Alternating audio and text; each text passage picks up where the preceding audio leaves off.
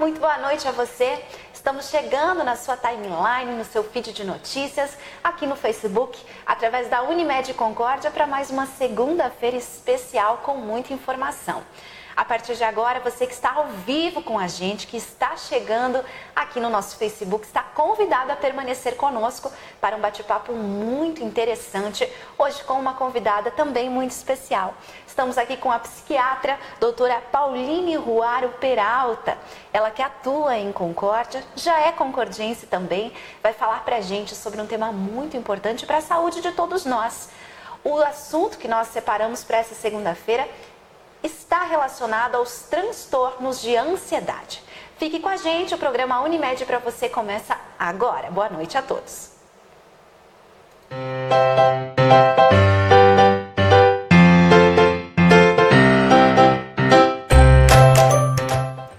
Obrigada pelo seu carinho, pela sua audiência. Vai marcando as pessoas que você conhece, seus amigos, familiares, pessoas que você acredita que se importem com este assunto e com o cuidado com a saúde. Esse projeto nasceu para cuidar da sua saúde, por isso que nós estamos ao vivo, começando mais uma semana muito bem informados. Doutora Pauline, boa noite a você. Obrigada pela presença. Boa noite, Karine. Boa noite a todos os internautas aqui que estão nos acompanhando.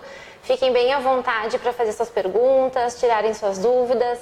Tenho certeza que todo mundo já teve, né, alguma experiência com esse sintoma de ansiedade. É verdade. E obrigada por me convidar, né, para falar de um assunto tão atual e tão importante, né, que às vezes pode ser banalizado, mas que só quem teve realmente algum problema com isso é que sabe o quanto isso pode prejudicar. E tem muitas pessoas, talvez, que ainda não identificaram isso, né, doutora? E que têm aí sentido grandes sintomas, né, consequências em relação a esse transtorno. Então, hoje é o dia de abrir os olhos, né? Com certeza. Vamos abrir os olhos e o coração para ouvirmos mais sobre saúde. Obrigada a todos vocês. Obrigada a você por ter aceito, doutora. Imagina, obrigada. Doutora Pauline, você é, então, uma concordiense nova, não é? Conta pra nós. Não acho tão nova assim, já faz 7 a 8 anos que eu venho pra cá, que resido aqui já faz 7 anos. E minha formação toda foi em Porto Alegre, eu sou de lá. E casei com um concordiense e aí virei concordiense de coração. Né? Quem me conhece sabe que eu me adaptei muito bem à Concórdia. Gosto mesmo assim, da rotina daqui, do estilo de vida. E, enfim, pretendo ficar aqui por muito tempo. Com certeza, é nossa já. E está cuidando de muitas pessoas, com certeza, que precisam muito, né? Psiquiatria é um assunto realmente que a gente que olha de fora, né? Sempre fica um pouco receoso, com medo, né? De chegar até um psiquiatra, mas vocês têm cuidado muito bem das pessoas, não é, doutora?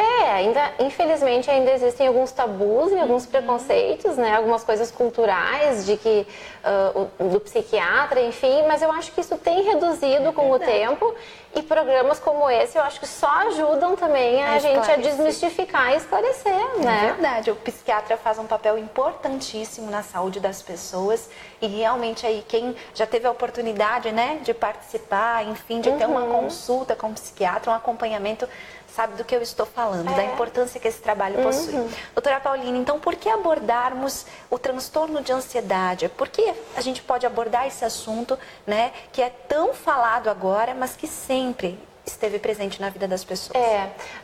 Bom, a ansiedade, desde os primórdios, ela está presente no dia a dia e no cotidiano do ser humano, né? Mas hoje, a importância de se falar sobre a ansiedade é porque ela é considerada, inclusive, o mal do século, né? É um problema real de saúde pública.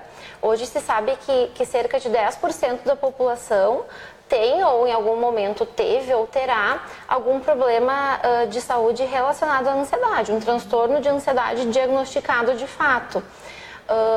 Além disso, né, normalmente acomete adultos jovens, então se a gente for ver, é a parcela ativa da população, né, inclusive economicamente falando, então causa um grande prejuízo global, né? A busca pelos atendimentos, né? Os próprios serviços de emergência, hoje se tem uma prevalência muito alta, né, de crises de ansiedade, então o quanto isso repercute mesmo, né, em termos financeiros e em termos de saúde pública e de prejuízos na vida da pessoa.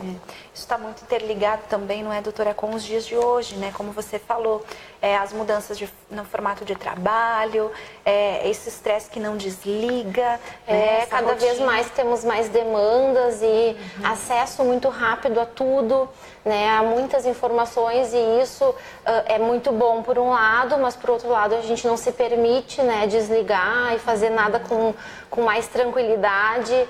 Né? Antigamente a gente parava alguns minutos do dia para descansar e para refletir, enfim, desligar. Hoje o que a gente faz? A gente para e fica no celular, né? E não desliga nunca. Então isso com certeza contribui para esse aumento, né, da ansiedade. Muito bem. E doutora, como identificar uma ansiedade normal de algo que seja mais grave, né? Patológico, por exemplo. É porque isso é muito importante, né? Não dá para banalizar, né? Tudo é um transtorno de ansiedade, tudo é transtorno do pânico, tudo é depressão, né? Então a gente tem que saber diferenciar bem, porque a ansiedade, em alguns momentos, todos nós temos, né? O que a gente tem que identificar e avaliar bem é o prejuízo que isso está causando na vida da pessoa, né? Em todas as esferas, né? Na esfera laboral, na esfera familiar, social. Ver se aquilo de fato está interferindo, prejudicando a intensidade daquilo, a frequência, né? Muito bem. Obrigada, então, a todos que já estão conosco, já estão interagindo com a gente, participando. Daqui a pouquinho a gente vai começar essa série de perguntas, então você já tem o canal aberto para perguntar para a doutora sobre a ansiedade, tirar suas dúvidas. Enfim, a gente vai aproveitar a vinda da nossa psiquiatra aqui hoje para lhe ajudar em relação a isso. Existe uma relação, doutora, entre ansiedade e medo? Sim, se a gente for ver do ponto de vista evolutivo, né, do ser humano, o medo é uma proteção que a gente tem. Né? Segurança. É uma segurança, exato. Por exemplo, se eu tenho 2 caminhos para ir para minha casa a pé, um é escuro, sem nenhuma iluminação, né, e o outro é mais claro, parece mais seguro. Né? Qual que eu vou escolher? Por medo, eu vou deixar de ir naquele caminho escuro, sem iluminação, e vou ir no lugar mais claro. Então, isso também vai me proteger, né? Então, a ansiedade, quando é adaptativa, ela serve sim como proteção, né? Muito bem. Esclarecimento da doutora que está conosco nessa noite. Já estamos com muitas pessoas participando, doutora, parabéns. Né? Um nível alto hoje de participação. Nível alto de ansiedade participando, mais de 70 pessoas conectadas ao mesmo tempo. Aí, obrigada a todos vocês. Gislaine Winter, Maria Bordim, Juliana Primo, Felipe, Marli Max Reiter, Vanessa Rex, Gisele Castro, Rosângela Dutra, doutora Maria Luísa Marcon, Rose Chiarello, Débora Simeone, boa noite a todos vocês. Estamos falando sobre ansiedade. Doutora, acho que uma pergunta que vai despertar ainda mais o carinho, a atenção dessas pessoas que estão ligadas conosco nessa noite. Vamos começar a identificar essa ansiedade, então? Como é que ela vem? De onde que ela vem? Ela tem um sentido?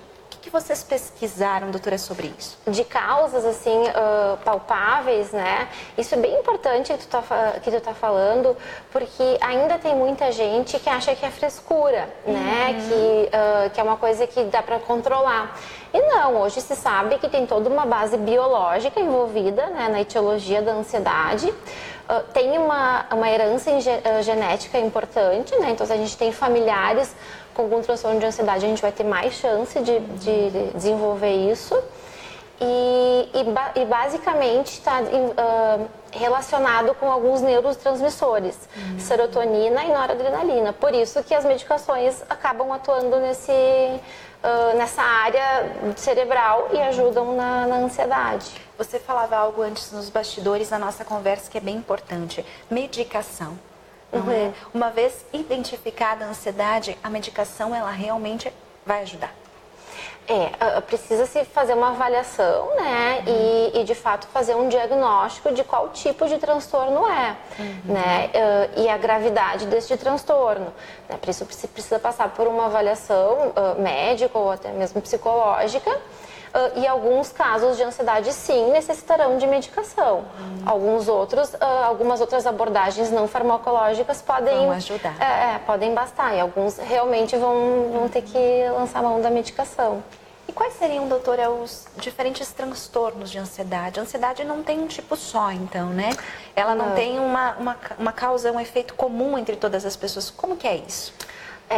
Se falando de transtornos de ansiedade, se falando em termos diagnósticos, né, existe o transtorno de ansiedade generalizada, o transtorno do pânico, né, que eu acredito que seja o mais conhecido.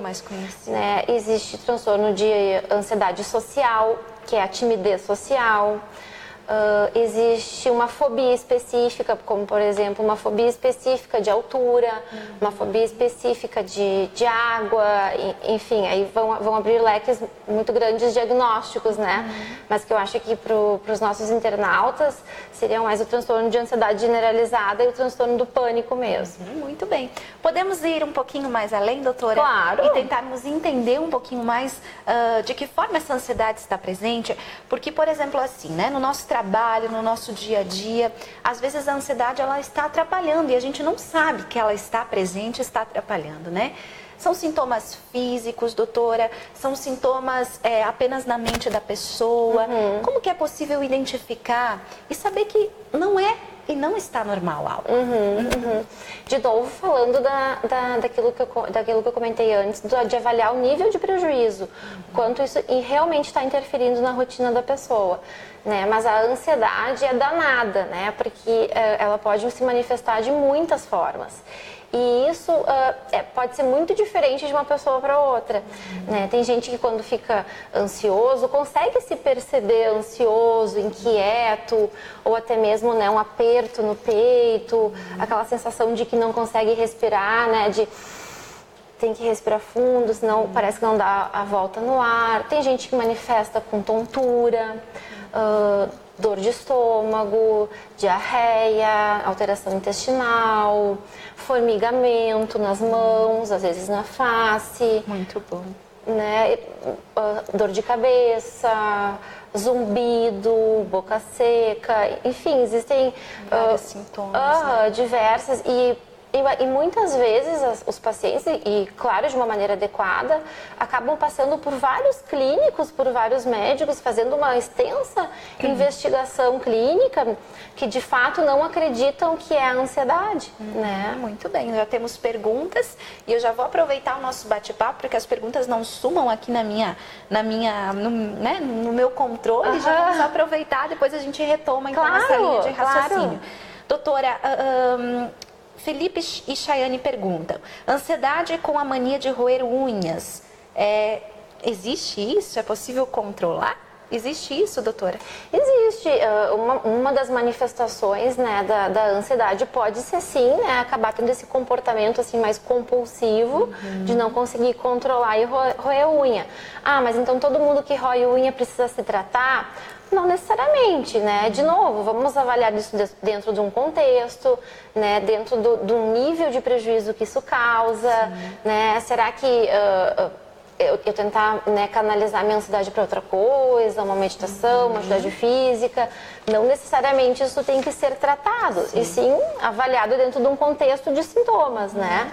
Na verdade, é uma forma de identificar, né? Algo que uma forma de manifestar também a ansiedade. Né? Até aqui na nossa pesquisa, doutora, a gente tem a questão de abuso de substâncias, álcool, cigarro, né?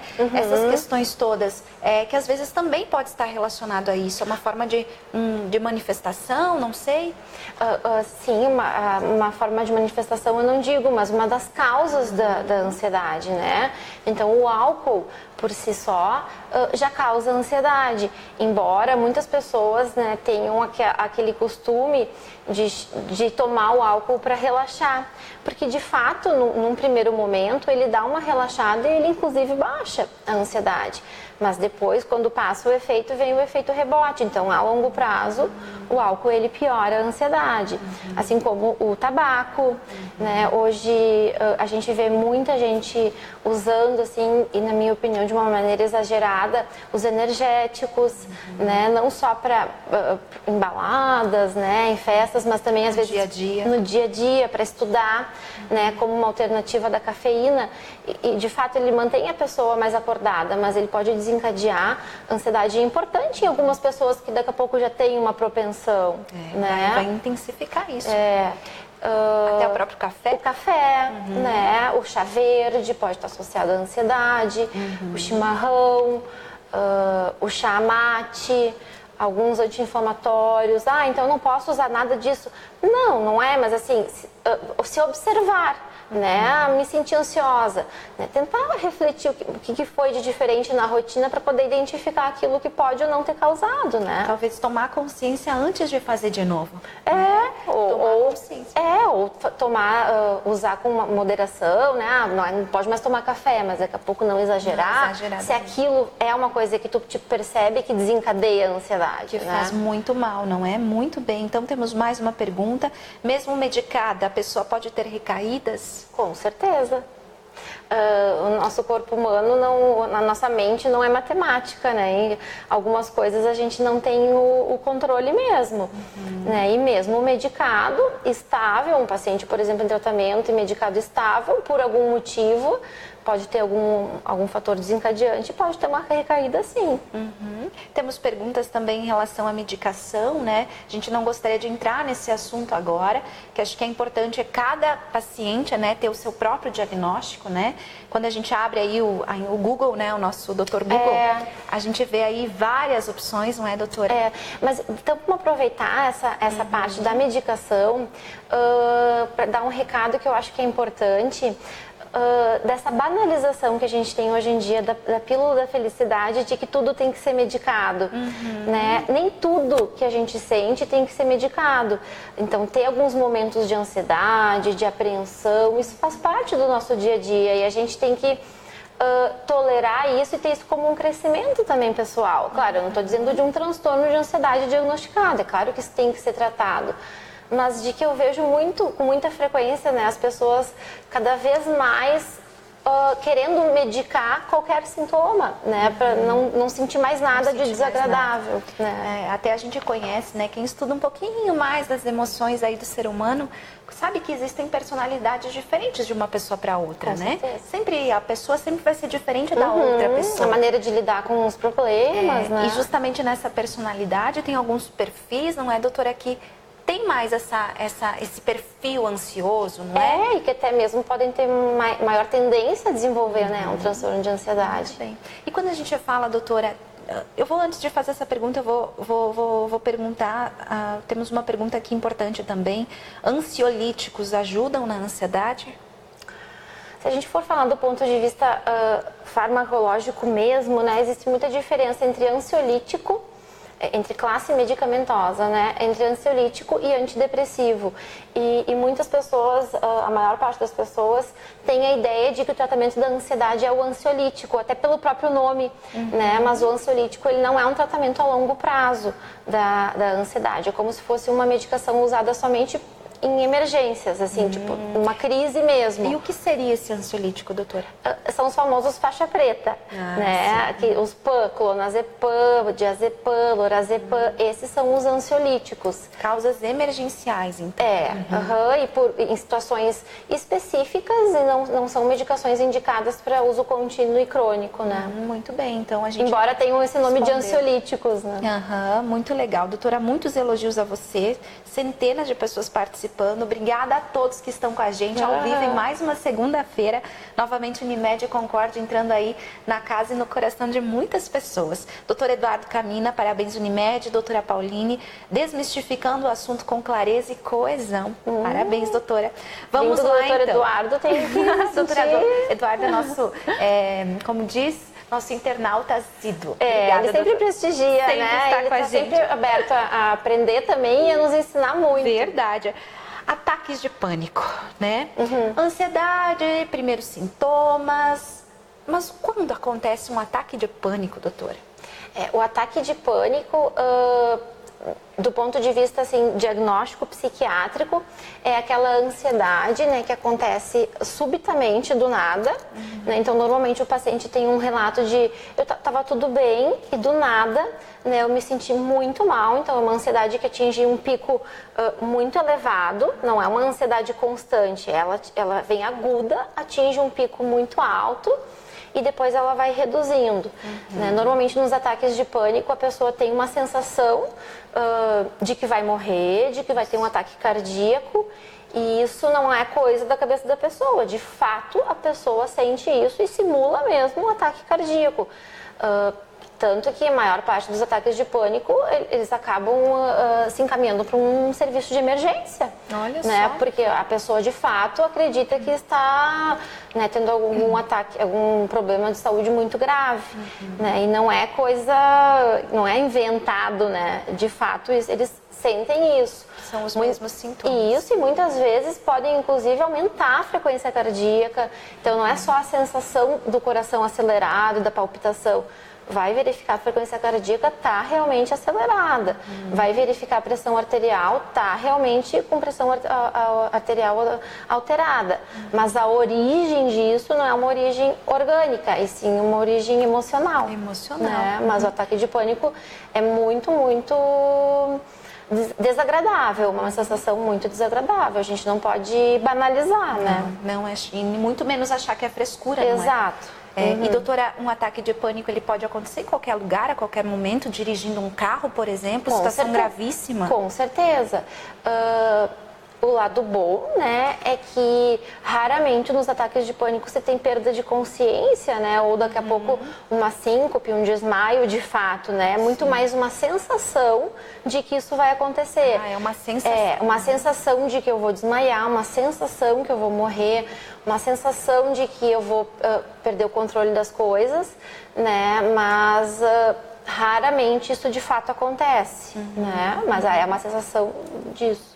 E, doutora, a gente não gosta muito de falar nesse assunto, mas talvez, como a psiquiatra, que a gente tenha, né, essa base de conhecimento suficiente para nos falar, mas, assim, preocupa muito hoje em dia, né? A mídia, desde a época que eu estudava, faculdade, enfim, no jornalismo a gente não fala nesse assunto, mas eu acredito, sim, que é importante nós falarmos em prevenção, quando o assunto é suicídio. Tudo isso desencadeia e pode chegar numa situação gravíssima dessas, doutora? Eu acho que eu gosto de relacionar e fazer analogia do paciente com risco de suicídio como um paciente numa CTI, né? Então é sempre um paciente terminal, vamos dizer assim, né? Ninguém pensa em cometer suicídio de um dia para o outro. Hoje eu levantei e pensei, não, isso é uma consequência de muitos eventos.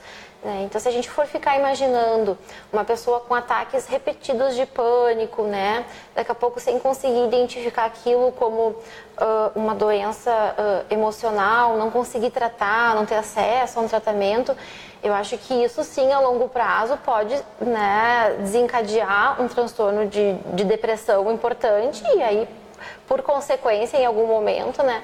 Mas seria uma coisa muito, um contínuo de gravidade, né? Porque realmente tu gastar toda a tua energia nessa ansiedade, né? Isso repetidamente não é nada fácil, né? Não, é difícil de lutar contra, né? Exato. É verdade. E a depressão, então, por si, pode ser uma consequência da ansiedade, doutor? Pode, e também a ansiedade hoje é um dos critérios diagnósticos para depressão. Mas isso não quer dizer que toda pessoa ansiosa tenha depressão, né? Toda pessoa com transtorno de ansiedade tenha depressão ou que vá desenvolver, né? Mas sim, está muito interligado. Tem muita comorbidade entre um transtorno e outro. Até a gente, na nossa pesquisa que a gente cita a relação entre as duas coisas, né? Medos, insônia, insegurança, dificuldade de concentração e irritabilidade. Que presente na nossa vida essa questão da irritabilidade, não é? E a irritabilidade, ela pode ser sim uma manifestação de um transtorno de ansiedade, né? Junto com mais intolerância, né?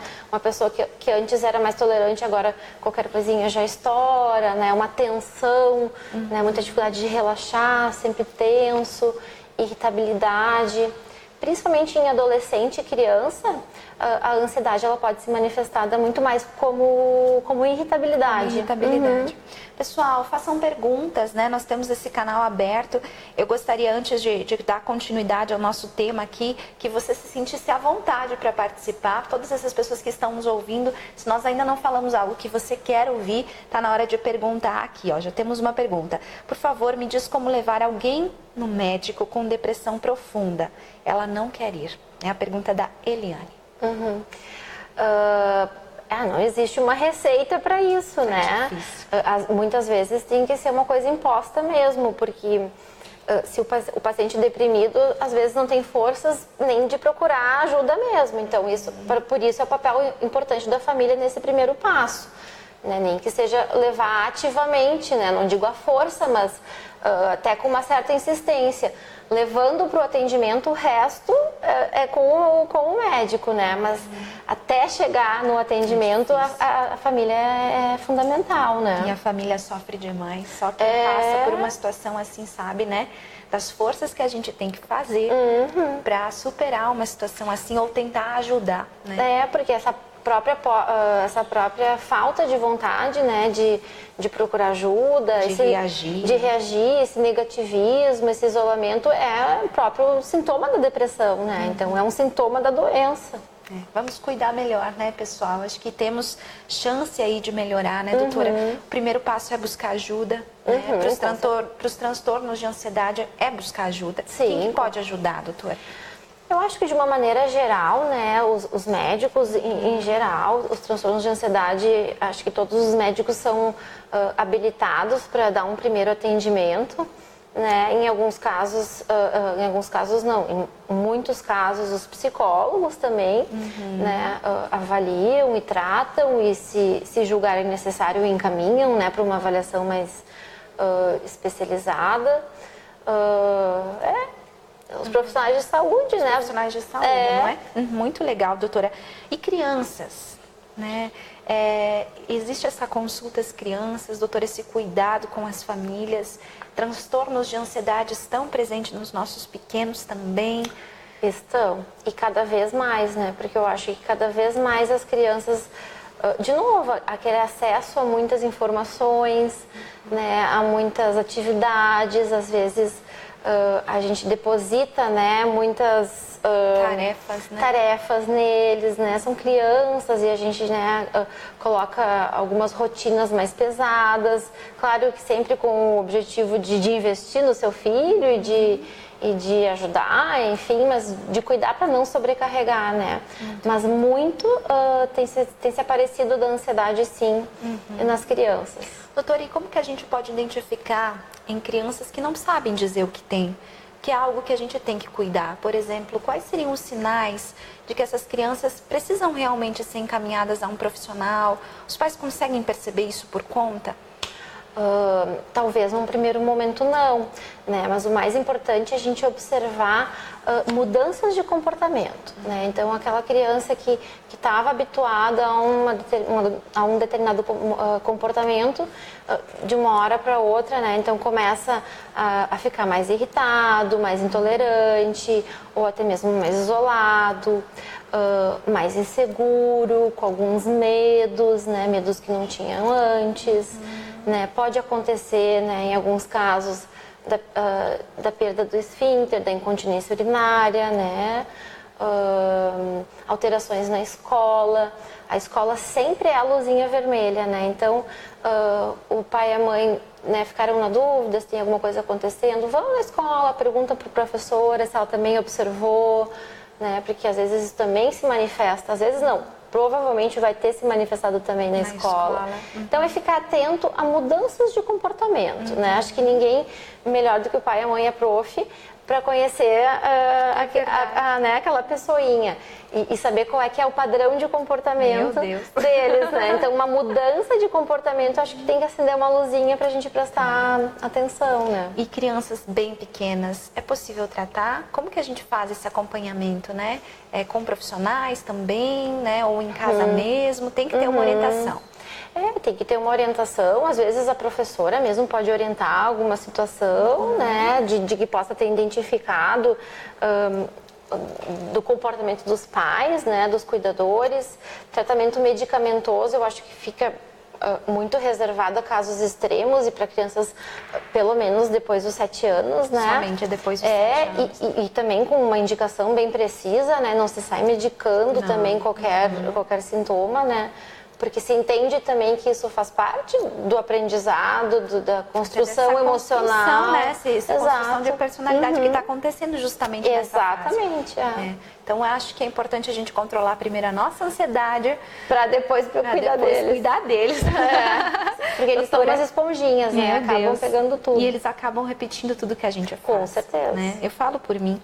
Gabriela Munareto, tanto na depressão como a ansiedade, as pessoas conseguem melhorar e voltar à vida normal? Mas com certeza. Pergunta com certeza. Ótima, né? Pergunta de esperança, Gabriela, muito boa. Mas com certeza, né? Você tem uma ideia de que o paciente vai ficar o resto da vida tomando remédio, né?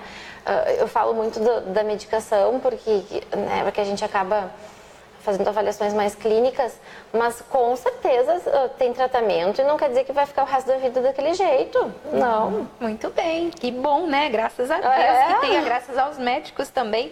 Jocélia, as pessoas que têm ansiedade geralmente já sofrem algum transtorno e se pode ser só da genética, enfim. Aí específico, aquilo, né? Aquilo que a gente estava falando, não dá para confundir genética com personalidade. Genética são os nossos genes herdados, né? E hoje se sabe que o transtorno de ansiedade, ele tem uma herdabilidade genética, então a genética é muito importante. O que isso quer dizer? Se eu tenho familiares de primeiro grau com algum transtorno de ansiedade diagnosticado, eu estou falando de transtorno de ansiedade. E não só o sintoma ansiedade, que é esse que todos nós temos em vários momentos da vida, né? Então, se algum familiar tem um transtorno de ansiedade, eu vou ter mais chances de ter. Né? Muito bem. E da personalidade, aí é aquilo que tu falaste, né? De alguns tipos de personalidade diferenciadas. De ter uma tendência de ser mais ansioso, Tem né? a tendência de ser mais ansioso, né? Vamos lá. Doutora, eu quero saber um pouquinho mais sobre as complicações, né, causadas pelos transtornos. Depressão nós falamos que pode ser uma complicação, mas tudo isso pode desencadear outras doenças? Sim. Estudos recentes, inclusive, estão identificando os transtornos de ansiedade como fatores de risco para doença cardiovascular. Assim como hoje a gente sabe que o tabagismo, o aumento do colesterol, a obesidade, o sedentarismo é fator de risco para doença cardiovascular, hoje se tem falado muito em transtornos de ansiedade também ser um fator de risco para doença cardiovascular. Né? Tem alguns estudos que falam, inclusive, que aumenta as chances de eventos de morte súbita em pacientes cardiopatas, claro, né? Então, a pessoa está ansiosa e a doutora chega aqui e fala que tem mais chances de ter morte súbita, mas em pacientes cardiovasculares, em pacientes cardiopatas, exato, pode ser um fator de risco a mais, sim. E problemas como gastrite nervosa, consequências, né, dessa ansiedade, desse transtorno? Acabam sendo consequências e causas também, né? Porque acabam mudando todo um padrão de alimentação, né? Que a pessoa acaba restringindo muito porque associa com uma coisa ou com outra, né? Então acaba uma coisa retroalimentando a outra, né? Muito bem. E o Jefferson pergunta o seguinte: existe a possibilidade de controlar a ansiedade sem uso de medicamentos? Com certeza. Ele pergunta se sim, como, doutora? Como? Então tá, vamos lá. Eu acho que o mais importante é cada um identificar aquilo que serve de válvula de escape. Né? Não existe uma regra, né? Uma receita. Hoje se sabe cientificamente, né, que a atividade física regular ajuda muito no transtorno de ansiedade. Tem estudos, inclusive, que comparam os pacientes com transtorno de ansiedade que só fazem atividade física, os que não fazem tratamento nenhum e os que fazem uso de medicação, né? Claro que o uso de medicação acaba tendo resultado superior a só quem faz atividade física, mas o que faz atividade física comparado a quem não faz nada tem, então, um benefício. E recentemente tem se falado muito, de uns 2 anos para cá, na meditação. Olha. Né? Na meditação, como também a ciência tem comprovado que isso de fato tem ajudado muito nos transtornos de ansiedade, que é aquilo lá que eu estava comentando contigo, né, do excesso de informação, de que a gente não desliga nunca, que a gente não fica nenhum tempo sem pensar em nada, né? A gente parece que a gente nem consegue não pensar em nada. É verdade. Né? A gente está ligado no celular, a gente está olhando, pensando em alguma coisa. Então, do quanto a meditação tem entrado com o objetivo de nos fazer desligar um pouquinho, né? Um exercício. Um exercício. E de que isso tem ajudado muito nos transtornos de ansiedade. É um exercício para se autoconhecer, um exercício aí que faz bem, né, para a saúde do corpo, da alma, importantíssimo. Prática de atividades físicas e a alimentação saudável, doutora? Com certeza. Até porque a gente comentou antes, né, que tem algumas substâncias e até alimentos que podem desencadear, assim, a ansiedade. Né? O açúcar é uma substância que aumenta muito a ansiedade. De novo, assim como o álcool, num primeiro momento, quando a gente faz o uso, parece que alivia. De fato alivia, né? Aquela velha história da tensão pré-menstrual, da mulher ter que comer mais chocolate porque fica mais nervosa, né? Parece que dá um alívio pelo aumento de serotonina, dá um prazer. Mas quando passa esse efeito, pode vir uma ansiedade de rebote. Então tem alguns alimentos, sim, que podem piorar. Atenção, mulheres, né, ansiosas, né, com transtorno de ansiedade. A gente fala da chocolate. Mas tem muito homem também que ataca, né? Às vezes até tem mais homem, né? Muito bem, então, doutora, temos mais uma pergunta, a gente vai encerrando a nossa transmissão aqui, já estamos há quase 40 minutos ao vivo. O que fazer quando a pessoa dá um surto de agressividade, doutora? Aí eu acho que foge um pouquinho do que a gente está falando, né? Porque não necessariamente a crise de ansiedade, ela cursa com agressividade, né? Raramente, inclusive, cursa com agressividade. Mas sempre que tem, né, algum risco, alguma pessoa que ofereça algum risco contra si ou contra terceiros, isso é uma emergência, né? Então isso tem que ser encaminhado para um serviço de atendimento de emergência. Muito bem, serviço de atendimento de emergência, não é? Existe todo esse cuidado com essa questão da saúde mental, não é, doutora? E realmente existe esse atendimento, não é? Voltado para essas pessoas. Então, a gente tem essa possibilidade de cuidar, sim. Doutora, tem mais algumas perguntas aqui. Tem a questão de se tem cura ou não, se transtorno de ansiedade dura a vida toda, uma vez que a gente tenha isso, vai durar para sempre? Não necessariamente vai durar para sempre, né? Existem transtornos de ansiedade recorrentes, né? Mas existe tratamento, sim, existe a possibilidade de remissão completa dos sintomas, né? Mesmo que use por mais tempo a medicação e muitas vezes até a possibilidade de ficar sem medicação depois, né? O que se sabe e o que se tem na prática é que é um tratamento muito a longo prazo. De fato, não é uma coisa que a gente resolve em um mês, né? Mas não quer dizer que é pro resto da vida, não. Tem que tirar isso da ideia, né? Da cabeça, né? De que tem tratamento, sim, e de que tem total possibilidade de voltar à remissão completa dos sintomas e vida normal. Então, aquela história de eu sou assim, eu não mudo, não faz sentido. Não, né? Isso aí é personalidade, não é transtorno de ansiedade. É personalidade, muito bem. Doutora Paulinha, obrigada. Eu que agradeço. Obrigada por essa oportunidade de conhecer você, de conhecer um pouquinho do que você sabe fazer e da sua experiência também nesse assunto. Eu acredito que muitas pessoas aí encerram essa nossa transmissão com ideias diferenciadas sobre essa doença, né, esse transtorno. Então é possível sim a gente ter mais saúde quando se fala em ansiedade, não é? Com certeza. Obrigada pela presença aqui. Obrigada. Nos encontramos uma próxima vez, uma próxima oportunidade. Certamente. Tá bom. Obrigada a todos vocês que estiveram com a gente ao vivo aqui. Queremos aproveitar, não é? A doutora é mãe, né? Aproveitar e desejar a vocês, mães, uma excelente semana, né? Que domingo possa ser um dia mais especial ainda ao lado da sua família. Só quem é mãe sabe, né, sobre esse sentimento maravilhoso que a gente tem aqui dentro de nós, mas todos nós temos uma mãe. Então que todos nós sobre as ansiedades que nos causam, né? Verdade, boa ideia. Muitas ansiedades, né? Ai, quanta preocupação, né? Mas enfim, é importante. E a gente já deu toda essa preocupação também aos nossos pais, né? Exato, com certeza, viu só? São fases e fases. Então, parabéns a todas as mães. Unimed Concórdia deseja a todas as mamães médicas que sejam muito felizes, as cooperadas, as credenciadas, você também, que pertence ao quadro de profissionais da nossa cidade. Desejamos também a todas as mães colaboradoras da nossa Unimed, vem surpresa por aí nos próximos dias. E desejamos a você que está conosco, o público presente ao vivo também, um excelente domingo de mães, né? A semana está começando agora, mas vale esse recadinho especial da Unimed Concórdia. Semana que vem, doutora, temos aqui na nossa casa mais uma edição do programa Unibaby. Quero ver todos os casais que se inscreveram, inscrições lotadas, doutora, sala cheia. Durante 4 noites nós teremos aqui grandes profissionais falando sobre todos os temas que têm envolvimento com a gestação, né? Então é um curso voltado para gestantes e pais que fortalece aí a chegada no nascimento do bebê. Então esperamos todos a partir de segunda-feira aqui na nossa Unimed Concórdia. Não perca, temos mais um convite, doutora.